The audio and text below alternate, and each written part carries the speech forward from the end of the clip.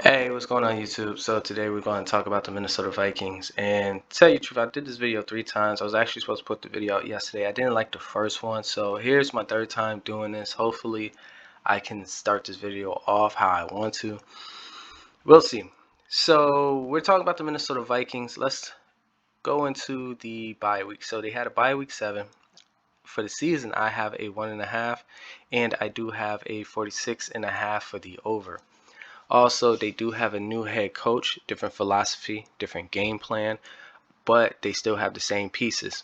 And looking at the numbers here, let's start with the totals. 46.5. As you can see, there's only 4 games that didn't go over 46.5, and those 4 games actually went under 46.5. Also, those games, 2 of those games was in the division. 2 of those games was in the division. One was about probably Chicago, end of the season. That's not surprising. And you have the Detroit Lions. Also, the games in mid-season, the Cleveland Browns, and you have the Dallas Cowboys. It might have been a little surprising with those games. But if you blindly bet maybe a 46.5 going into the season, I think you will come out on top this year. That's my opinion. They still have the same pieces. New head coach, different head coach, same pieces. So with that being said, the only thing that's pretty much going to change is probably the coach's philosophy. As we look at week 7 bye, let's see, right before the bye, they did win against the Carolina Panthers. They were as good last year as they should have been, or as people were thinking they were going to be. So they were actually finished under 500. After week 7, you faced the Dallas Cowboys. Off a bye week, feeling a little feeling a little sluggish, should I say. And they only scored 36 points. That might be one of the reasons why. Again, speculating on why they only scored 36 points. Did I say 38? I mean 36. So, with that being said, let's talk about the spread. This is going to be really interesting. So, as you can see here, the games that they played, they're in every game. They're in every game. They're only one score away from winning or tying these games. And that is significant. I mean, again, I think it's pretty much have to do with the coach. I mean, you did have an experienced head coach, but they still couldn't finish most of these games, and that was the bad part. And you can blame some of the defense as well. So looking at the defensive part, they did allow a bunch of points. That's why most of these games went over 46.5. But the offense kept up. So looking at this, I have them at a plus 1.5. Also, if you look at this, if you tease most of these games up, you would be able to cover most of them when it comes to a teaser. 6.5, maybe even 7 points, tease it up. Then you get 1.5 towards that 8.5. You're covered all the games for this season. I think they can repeat this same process. That's my opinion, but again, I'm looking at them to repeat, and I'm going to look at, think about it. Here's the Rams. Here is the Los Angeles Rams. Late in the season, they're looking for a huge win. They only lost by 7. 49ers weren't bad last year. They weren't, they lost by 8 points. Okay, 1 extra point, whatever. Then you have the Baltimore Ravens. They only lost by 3. I mean, again, I can make this case all day, but here's the numbers for you, and I do think they can repeat. So if you tease that up, you're covering the majority of those games. So if you're looking for an anchor team to do a teaser with, Minnesota Vikings is that team, and over a 46.5 for the totals when they play. That's what I'm looking or gearing more towards. Also, let's look at their opponents. As we can see, the Green Bay Packers. Going back, looking at what they did to the Green Bay Packers last year, they did win against the Packers, and then they lost against Packers big late in the season, but that's the last game of the season. They really didn't have anything to play for at that point. And it just, hey, players going out there collecting a paycheck at that point. So again, looking at it, Green Bay Packers, I am looking at Minnesota to win this game. We have the Philadelphia Eagles between another division opponent. And again, new coach, new philosophy. I would think he probably has more emphasis on this Detroit Lions game, because the Lions aren't that bad. Like, they're bad. They were bad last season because of injuries. But if you actually look at their team, they got, if they can get some good coaching, that team isn't as bad as people would make them out to be, especially when it comes to the defensive backs, because I think they lost both their starting corners last year. Don't quote me on that, but I believe they did. And with that being said, they do have a good running game.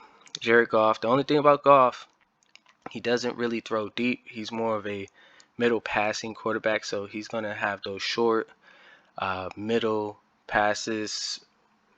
He aimed for those more frequently, so, and he's been pretty accurate. He's been pretty accurate even with that season last year. So, getting back to the schedule, again, the Eagles, again, they may lose here. They may lose here, but not by that much, obviously. Again, with the Saints, because you have the Bears. The Bears just getting worse and worse and worse. I mean, now you have Raekwon Smith. He just, yeah, the Bears is just playing for a #1 draft pick at this point. They're at the bottom of my power rankings. I don't see them. I think they probably want to beat the Saints, and they do have an emphasis on the Bears. They probably want to get the divisional games out the way. Again, being a new head coach, you definitely want to win the big games. So I think they're going to have more emphasis on the Chicago Bears game. And the Saints game, I believe the Saints have the edge. So going back into it, we have the Miami Dolphins before a bye week. Again, going into a bye week, I'm not really sure if the coach is going to get them prepared or not, but I'm going to go with what happened last year, which they were prepared. And then they go on a bye week and you face the Cardinals. I do have the Cardinals winning this. The Cardinals at this point will be in, hey, we have to get a couple win modes, or you got to get a couple win here, and they're going to be in that winning mode at the moment. The Washington Commanders at Washington. This is going to be really interesting. Depending on how Washington is performing, I do think the Vikings can win against this game. Also, it's going to be a close one. Going to be a repeat of next year, depending on if the Cowboys wide receivers can stay healthy. They do have some injuries right now as far as wide receiver is concerned. New England Patriots, yeah, they're definitely going to win that. Or no, they're not winning that. The Patriots is going to win that, should I say. I have my faith in Bill Belichick, and with a new head coach for a team, I think Bill Belichick has the advantage because his team has better chemistry, and I think Mac Jones will be a better quarterback at this point. The New York Jets. Jets is an interesting team. I'm looking at the over. Then now you have, oh, wait a minute. Might be a good upset game right there with the Jets. Maybe. I gotta look to see what the Jets are doing. Also, next week you have the divisional opponents again. I want to say, depending on what happened in this game, if that was a win or a loss, I am looking at the Detroit Lions to be 1-1. So Minnesota should win. Detroit should win one. Just so you know. So if they win this one, I think they're going to lose this one. The Vikings, again, you have the Colts. That's a huge game as far as the Colts is concerned going into the season. Now, if the Colts been on a little winning streak and they can give a couple of losses, this might be an upset because this is after week 14. Yeah, I'm looking at that. It might be. Again, we have to figure out who the Colts are going to be this year, and I think they're going to be really good this year. So I'm not too worried. New York Giants, they're beating the Giants, Packers, and the Bears. So again, I think same thing with the Packers. They're going to be 1-1 with the Packers. The Bears, they're going to beat the Bears twice this year again.